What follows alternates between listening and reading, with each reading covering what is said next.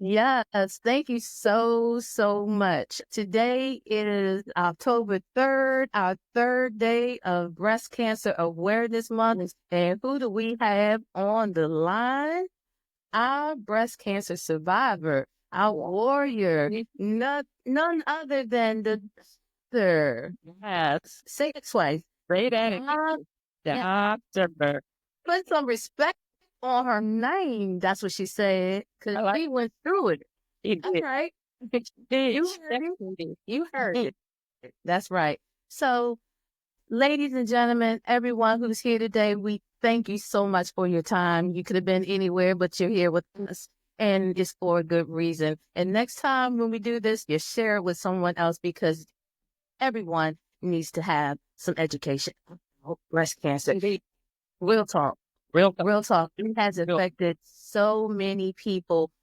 And I would say unnecessarily because we're raising money, we're doing things, but somehow there has to be something else in it. But God, and one thing, listeners, what you will hear in this conversation is God, because God is who Michelle and I believe was our backbone through it all. Now, I'm not going to go ahead and testify right here, but I am going to start the conversation off by saying thank you, Michelle, for accepting the invitation to join me on this live today. I would like to tell my guests a little bit about how you and I connected.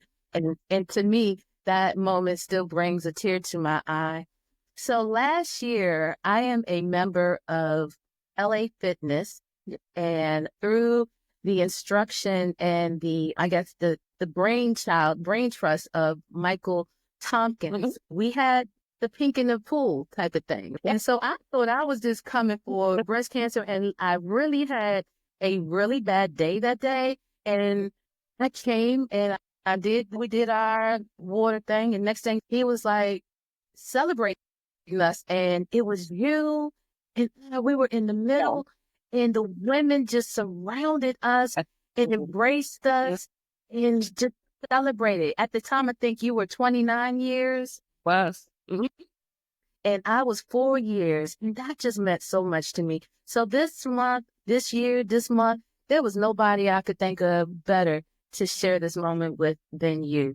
So thank you, Michelle. Is there anything that you want to open up with before we go deeper? As you mentioned, with that event that took place in the pool, it was such a blessing. Mike and I had orchestrated that. We had talked about it, and we just asked everybody to wear pink. We didn't really know how it was going to flow, but God took over in that pool. When I say women were shouting and testifying in that water, it was amazing to see folks just get the Holy Ghost right there in the water. And then we all joined together, and I didn't even know you were coming. I didn't. And then when Mike explained it to me, and then I just embraced you, and then we just held on to each other in the middle of that water, and all the ladies and the gentlemen and the guys as well, they all surrounded us, and it was just love. It was just overflowing love, and it was an amazing time. And we're going to do it again. Yeah. On the 9th. We're going to do it again on the 19th of October in the water at 9:00 in the morning, LA Fitness over in Lanham. Come in there and come on over and hang out with us, and I promise you'll be blessed. Yes, thank you so much. So, as we're here to talk about your breast cancer journey, your advocacy, and also, if we throw another A in there, you're an author. So, yeah. So let's talk about your journey. I like to start with the call. I call it the call, the diagnosis. You know, that first hearing it. I literally think people probably go tone deaf. You say, what? I got So right. I am a 30-year breast cancer survivor at this point, and I was at the tender age of 30 when I got the call. And so at that point in my life, that was when cell phones were brand new. And so my doctor called me on his brand new cell phone that went out 4 times as he was trying to tell me that I had breast cancer. And I call it my Mack truck experience, because for me, it was like a Mack truck ran me over and left me in the middle of the street. And I had to either lay there and die, or I had to get up and fight. And I'll be honest with you, for 3 days, I was splattered in the street. I cried and cried. I couldn't get my life together. But just like Jesus got up on that cross and got off and got in that tomb, and in 3 days he rose, on the third day, I got up. Yolanda Adams was ministering to me on the radio about the battle ain't mine. Yeah, and on the third day, I got up and I said, we not crying no more. We only praying in here, and we about to fight this battle. And fight we did. Me and my family, we fought. And by God's grace and his mercy, here I sit. So tell me, at what stage did you get diagnosed? So when I was diagnosed with breast cancer at Howard University Hospital, I was stage 3, had stage 3 infiltrating ductal carcinoma. Ooh. And until that comes down your pew and sits beside you, you have absolutely no idea what any of those words mean. I never heard the word carcinoma. I heard cancer. My sister-in-law had died a couple of years before that at the tender age of, I think, 38. And so to us, cancer meant death, because that's all we knew. I was the mother of 10-month-old and 21-month-old babies. That's 11 months apart. Yeah, count that. Don't judge me, though. And I couldn't believe that God had blessed me to be a mother of these 2 beautiful little babies, and I wasn't going to be around to raise them, because in my mind, nobody could do it like I could. And so that was my fear. How could I be blessed in this way and not make it? Because to me, all I knew was cancer and you die. So when I was told stage 3 infiltrating ductal carcinoma, first of all, I didn't, because again, if it doesn't affect you, you don't know. I didn't know stage 1, 2, 3, 4. I said, hopefully there's 20 stages and I'm only 3 to find out there are 4. Oh, yeah. There are only 4. And so you're telling me that I'm at 3? For sure I was going to die. That's all I said. And these were going to grow up without their mom. I was only 5 years married. We had just bought a new house. We had these new children. And so I didn't know how on earth my husband was going to make it through this trying time, but God. God. Amen. And so, having gone through my own journey, I understand that after the call and after the diagnosis, then the real deal starts to come on. Right. You have to make decisions about treatment and the path forward. Tell me about that. Like, what was your treatment, or what was the suggestions? Did you ever have any doubt or about which direction to go? Tell me about that. The cancer doctors were all new to me. So they gave me my diagnosis. They told me, this is what you have. We're going to do a mastectomy. Then we're going to do a tram flap reconstruction. Then we're going to chemotherapy and radiation. And you're just going to be just like brand new. You got any questions? I was like, questions? I don't even know half of what you just said. No, I don't have any questions. I'm just devastated at this point. So as I said, I had just had those 2 babies. So my gynecologist and my OBGYN was my friend. So I had to call him and read everything to him and ask him what he thought. And with tear-stained eyes, he said, Michelle, you have to do what they're telling you to do. This is the right thing to do. And then I had a couple of friends, because at that point we were all crying. But when the 3rd day came, I said, no crying, it's time to pray. Because we were 30, at the young age of 30, you may not have been so much into praying yet. Right. So I said, okay, if you don't know how to pray, I need you to call your mamas and your grandma and your auntie them. And I need you to do a prayer train across this country, because prayer changes things. And it's time for us to make a change, because we're not dying over here. Mm-hmm. And we got that prayer chain going. And then my friends started looking up stuff and researching stuff, because we couldn't really go on the internet so much. So we had to get books. And we figured it out that what they said was what it was. And so, we got our hair braided, tied our hair up, and all right, let's get it. Let's go. Roll them sleeves up. Roll them sleeves up. What's my next appointment? Where I gotta go? Who's on first? But let's backtrack one second. Were there any signs? Was it a routine mammogram? Because at 30, I don't think you get a routine mammogram at 30. No. So for me, again, I keep talking about these babies, because they are my life. So I had these little girls, and when you have little children like that, you got to get up early if you want to get a bath that day. You got to get up early. So I had gotten up and taken a shower. And when I was applying lotion, I thought, what in the world is that? I had this big old knot that wasn't there, because I was nursing one of them. So the knot was not there. And so immediately I called my gynecologist, and he said, get a referral, come see me. Come see me right now. Mm. So I called my general practitioner. I said, yo, I need a referral. I got to go see my doctor. We can give you one in 2 weeks. I need one right now. You can't have one right now. We'll give it to you in 2 weeks. I said, I'm on my way up there. We don't have an appointment for you today. I dressed them 2 little babies up and put them in that double stroller. And I went to that office and I said, I'm not moving until something please me, because with that young age, and ladies, if you're listening, don't let anybody tell you what you don't feel in your body, because they will tell you, oh, it might just be part of your period. It's going to go away. We'll watch it. If you know something foreign is there and it doesn't belong, you be an advocate for yourself and you fight. So I had to post up in that doctor's office and I had to act up a little bit. and I did. And then when the doctor was like, Ms. Griffin, what is going on? What's wrong? I said, I need to see you, but they won't let me see you. He said, man, put her in, because he know that wasn't me. I don't come up there cutting up and acting a fool. So he put me in the room. And then he said, oh, yeah, so I'm going to need you to call this doctor at Howard University. I said, okay, I'll call him. But we only had one car at the time, so I had to go pick my husband up from the train. By the time I got back from the train, that doctor had called me. And I was like, whoa. He said, I need you to come to the hospital tomorrow. It was a Saturday. I said, you got Saturday hours? He said, I'm going to come up to the hospital for you. I need you to come in the hospital tomorrow. And so I went, tried to do a needle aspiration. He told me if we get fluid, it's a cyst and we good. If we don't get anything, it could possibly be a tumor. He didn't get anything. So come back in 2 days, we're going to do a more extensive one. So I went back. He had this big old bop gun, this big old long needle. He stuck in there, nothing. He said, okay, we're going to have to do a biopsy. I said, all right, we can do that next week because I'm going to see my brother in Atlanta. I haven't been on vacation in a long time. I already got my ticket. He said, that trip is canceled. Huh?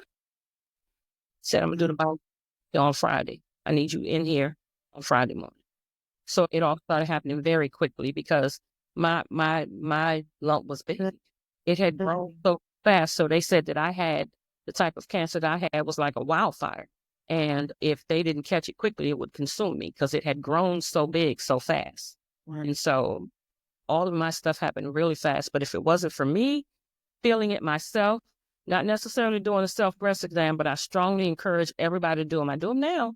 And if you feel something anywhere on your body, don't let anybody tell you that it's nothing. Go get it checked. Be an advocate for yourself and don't let nobody tell you otherwise. Yes, that's amazing.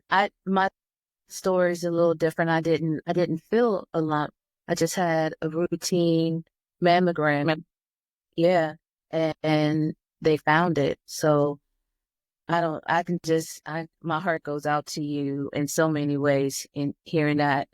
And so after that, what was your treatment and did you have surgeries, if you don't mind sharing?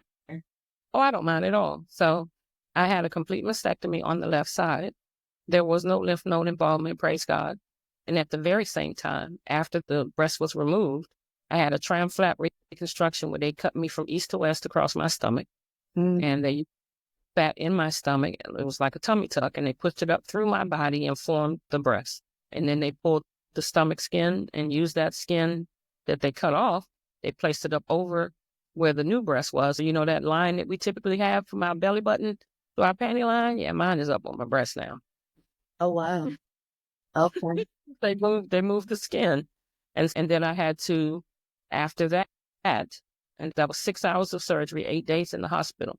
It's a little different now because they do it and send you home the next day. But the tram flap was very painful, Coach. It was, you couldn't laugh, you couldn't sneeze, you couldn't cough because I was literally cut in half from east to west. And then after that, they gave me about 6-8 weeks to heal. And then chemotherapy, 6 months of chemotherapy every other week.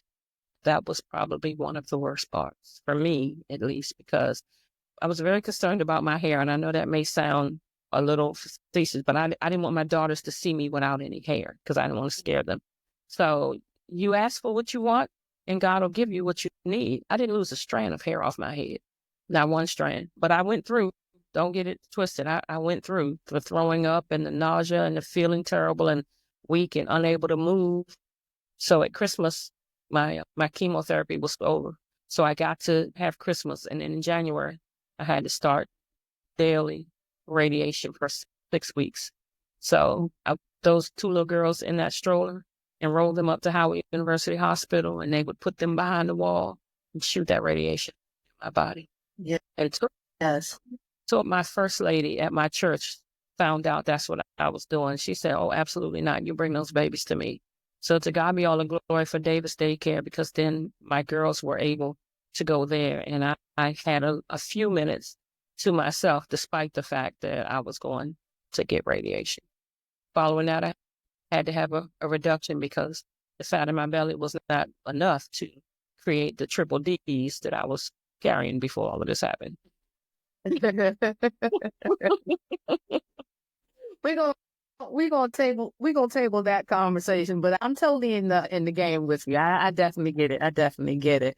Ladies, Michelle, it's so pleasant to see your smile right now, because I know that this conversation is tough to recall, because it's 30 years past, but when you tell that story, it's day one. It feels like you live it all over again. But Amari, I told God, if you save me, that I promise that I'll tell the world that cancer is not a death sentence for everybody. It's a step stone. And I promised him that I would tell the world about him, and I live for him, because my favorite scriptures, I can do all things through Christ who strengthens me. And if it wasn't for God, yes, but you can't walk. So let me ask you, how have you fulfilled on that promise to God? In many ways. So October is a busy month for me. From the very beginning, once I was well that next year, I started walking in the Susan Komen Race for the Cures. I also started walking in the 3-day walks. I did 9 of those, where you walk 20 miles a day to raise money for breast cancer. I raised thousands of dollars for breast cancer doing those. And then I wanted to do something that was more centralized, because I was raising the money, but I didn't know where that money was going. As a survivor, I joined a support group called Rise Sister Rise that was run by Zora Brown, God rest her soul. And we did lots of advocacy in the community. There were plenty of TV spots, there were radio spots, and there were conferences, and I did them all. And so now I continue that through my church. I have a bowling breast cancer event through my church. I am a member of a powerful group of beautiful women called Powerful Divas with a Purpose. And we go around and help breast cancer survivors and their families. I am proud to be a member of Top Ladies of Distinction, Prince George's County.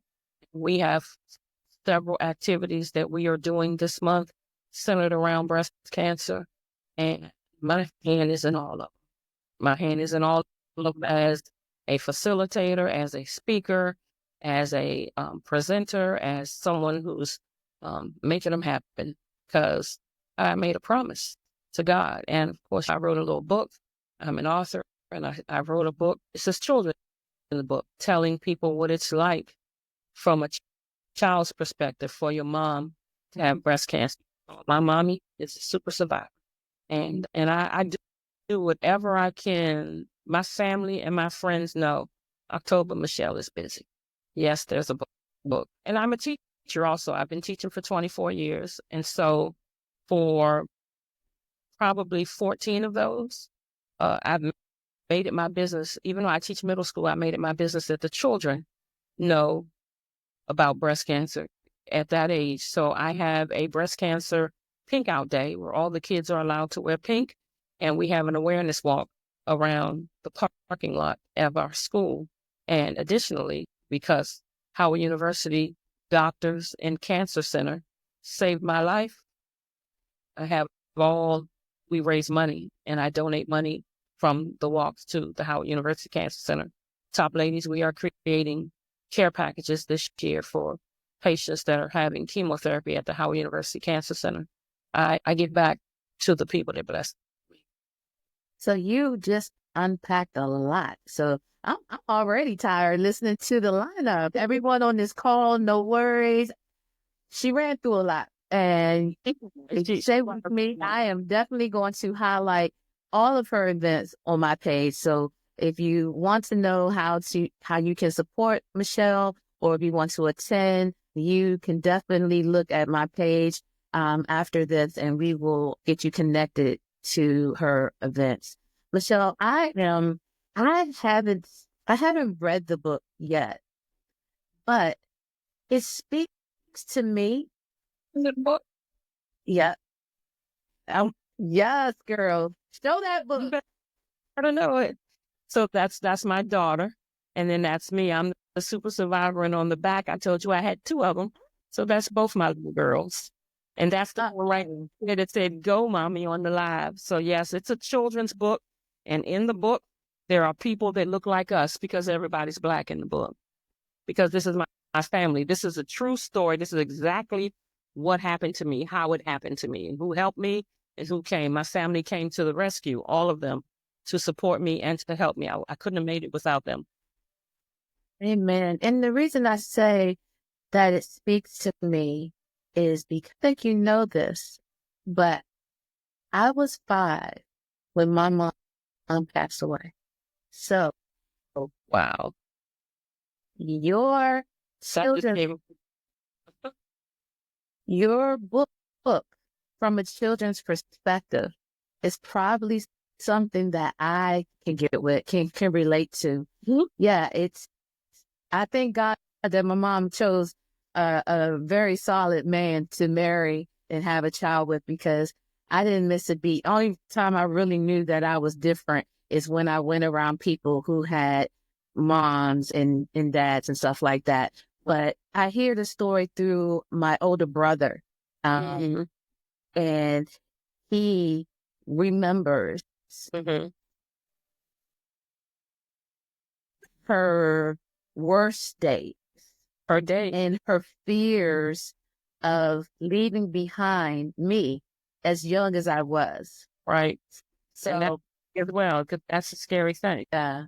And I don't remember much, but I do remember a hospital from a young age. I remember because back then it was like, "Oh, Mom has Jello. Oh, can I have your Jello?" Stuff like that.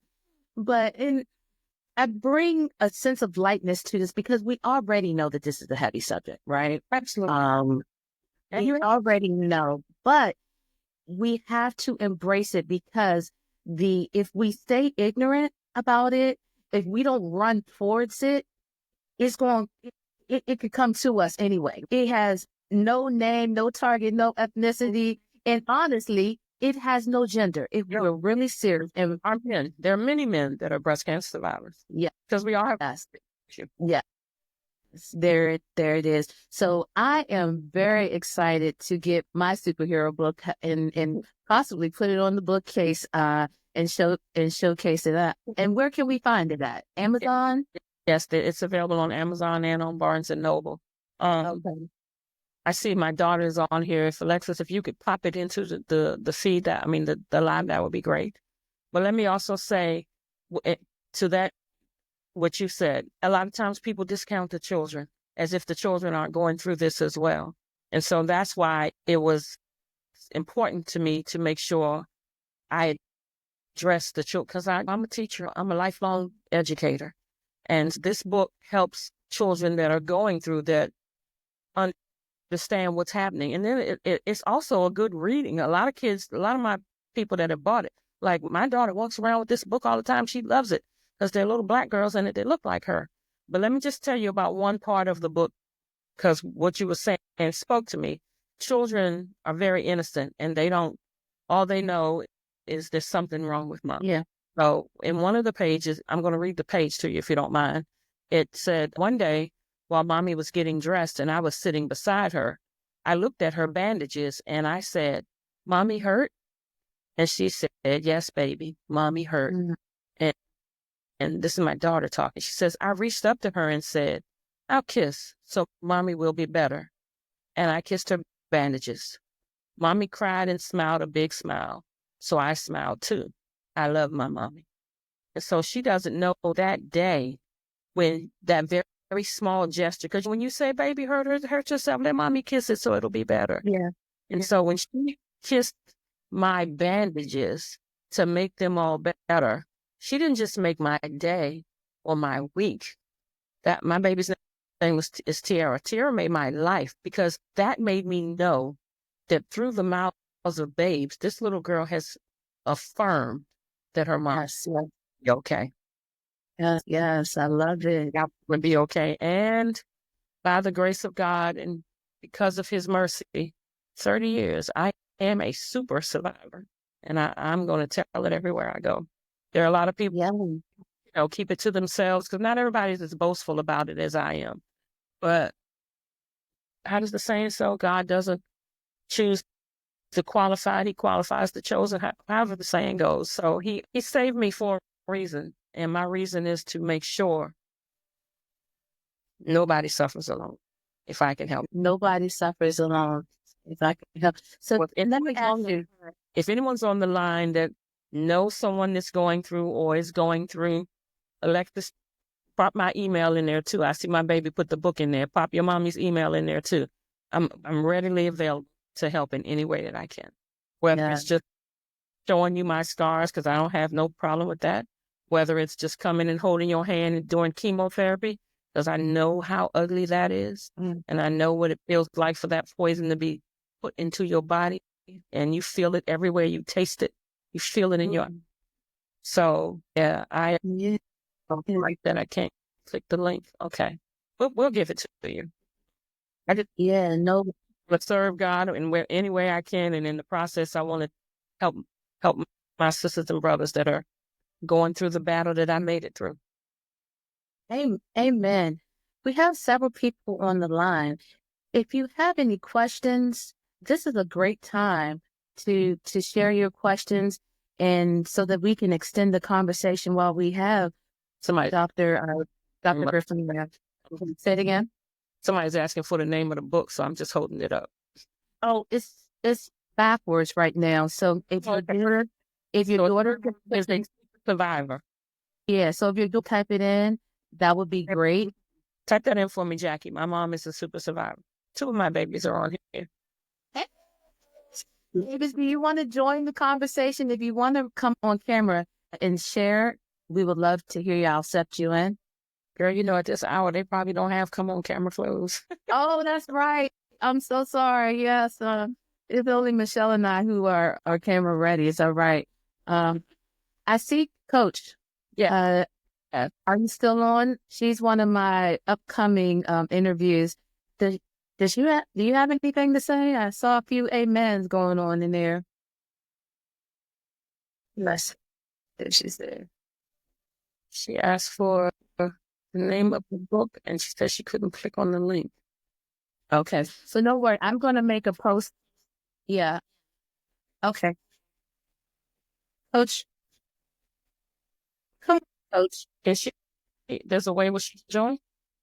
Let's see how.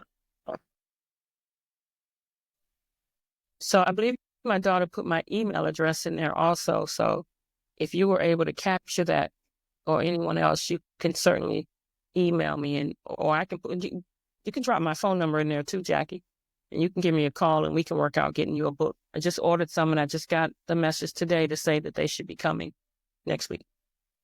That is amazing.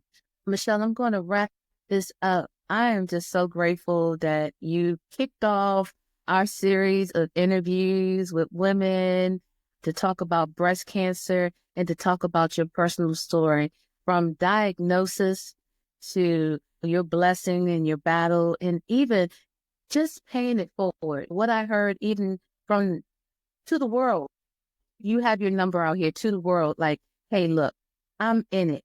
I'm committed. That's what it is. When you've gone through it, you understand what it feels like. Mm-hmm. Yes. Yeah. Absolutely. Yeah. So that empathy. And to all the women on the line, I really hope that you are getting regular mammograms, and that if you are under the age that is regulated for your health insurance to get mammogram, that you are checking your breast, that you are making it routine. Not only that, and there's some more things, like there's some preventive things that we can do as women and as people who are honoring our body. what we eat, the things that we put on our body, things that are, there's a lot of education out here to be had. As we progress through this month, I will have different focuses so that we can make sure that we are educated from all sides, personal stories, doctors, facts. We're going to get this. We're going to get October 365, everybody. Let's hit it. We're going to start Michelle out with the three on here from one of my friends, and I want to say yes to I love your baby, and I will do anything for her. So absolutely, I was there for her through her whole journey. And Kiki, if you're anywhere near, your auntie loves you. I got you, girl, forever. Amen. Is that your niece going through? She's not my niece, but because her mom and I became top ladies together, and people think that we're sisters because we look alike. We have the same hair. And so I call her my niece, but she was diagnosed this year, and I was there with her through the journey. Amen. I like it. I like it. I like it. Thank you so much, Michelle, for your time. I know you're very busy. I will definitely make sure. I said, yeah, please put all those things that I tried to run through real fast, and I feel like I missed one. I don't know which one, but please you have all the flyers. Please post them if you will. Yeah, I have all of the flyers, and we're going to make sure that we get that out. And if I can make a call to action for those who are on the line or seeing this post live, share them with somebody. Share them. And not just share them with people you think may be interested. Share them widely. You never know what a person needs. You never know who a person knows in their life personally that has been affected. You never know what people's concerns are. And you never know when this could happen to you. So I just say, share it broadly. Put the word out there. And when they need it, thank you. Yeah, definitely. And if I could also add, ladies, and because I know it's probably mostly ladies on the line, share it with the men in your life as well, because they can come to any one of these events. It's not just specific for women, because they are our support systems, and they go through this as well when we go through. So please share it with the men in your lives as well. And I'm glad you just said that, because my brother just joined. I just want to shout him out. He is always my support. There we go. Great advice, 420. And years ago, I've been doing this advocacy thing before I was a patient myself. And I did a post on men that get breast cancer. And my brother, Damon, he put on a pink bra. He put on a pink bra, and he was the poster person for my advertisement. It was during the time that I was raising money for the 3-day walk. And so you did the 3 days also? I did the 3-day, yeah. Oh, you did one or several? Girl, that's one. Let me say this. Did Damon do it with you? No, he did not. But Damon has a personal connection to this too, being a support for someone very close. And if he says no shame, I'll do it again. Bro, keep on playing with me, because I'm gonna hold you to that, right? My brother walked in the 3-day with me, and after it was all over, he was like, "Girl, one of us must be crazy." Yeah, that 3-day walk is serious. And so what people don't know, like, the first day is a half marathon, and then you have the 10th city, and you're engaged and you're excited and you're around everybody. And then the next day you go and you do more walking. It's 60 miles altogether. It's 20 miles a day. I did DC, and that was 39 miles. Did from the Baltimore Harbor. And then let me tell you, once I did 9 of them. And then I couldn't do it anymore. Let me tell you. Sorry, people. I have to digress, because I'm gonna be me no matter what platform I'm on. Ain't nothing wrong with that. Let me tell you, Michelle. We walked through DC, and it was all good. When I started getting tired, started looking at these metro stations that we was passing, and Lord, I was like, y'all off the leash. I did that one time. I had my family pick me up one time. I said, I can't do this no more. I can't. There were so many supporters at every little spot. It was really great. And like I said, I digress. But there's even what we're saying right here, there's even joy in advocacy. Yeah. So if it's not hitting you personally, if you just want to support someone that you don't know and just be hope. And hope is not just what we say as a catch-all for Breast Cancer Awareness Month, but it is hope. You have to give people hope. You have to just take them through the fall. They need somebody. You never know. You never know. Little things mean so much. Like I said, just sitting with them through the treatment or sending them, some fruit or things, because you may the chemotherapy will do so much to you. Just chapstick, just some Vaseline. You'd be surprised at the little things that will mean a lot, because your feet hurt and your hands hurt. A hand massage or a foot massage will go a long ways to somebody that's in chemotherapy. Yes. Oh, yes. For all of those things, like you said, like it was yesterday. And chemotherapy damaged my hearing, and so I still don't hear very well, and it damaged my memory a great deal. So as a teacher, I have to kind of everything I teach every year. But one thing it never took away from me is this right here. I can tell the story about this without a script, backwards and forwards. It never took this. I know every part of it. Yes, yes, yes. So grateful, so grateful. Michelle, I want to thank you so much. And I'm thanking you on behalf of everyone who is listening now and everyone who will listen as we share this out. I'm just so thankful that your story will continue to be heard and told through this and your book and through your advocacy and just who you are to people. Thank you so, so much. It was a blessing to get to know you, and it was not by chance. So thank you so, so much. It wasn't. And I'll see you in the water, sis. I'll see you in the water. Everybody, look at all the flyers when they come out. Please, the Breast Cancer Tea is going to be an awesome event hosted by Top Ladies of Distinction. It is free. It is on the 12th of October from 11 to 2, and the Powerful Diva event is going to be awesome as well. It is on the 19th of October. So come out and support us, and we'll be so glad to have you as our special guest. All right. Talk to you soon. All right, sis. Be blessed. Bless. Bye. Bye-bye. Bye, everybody.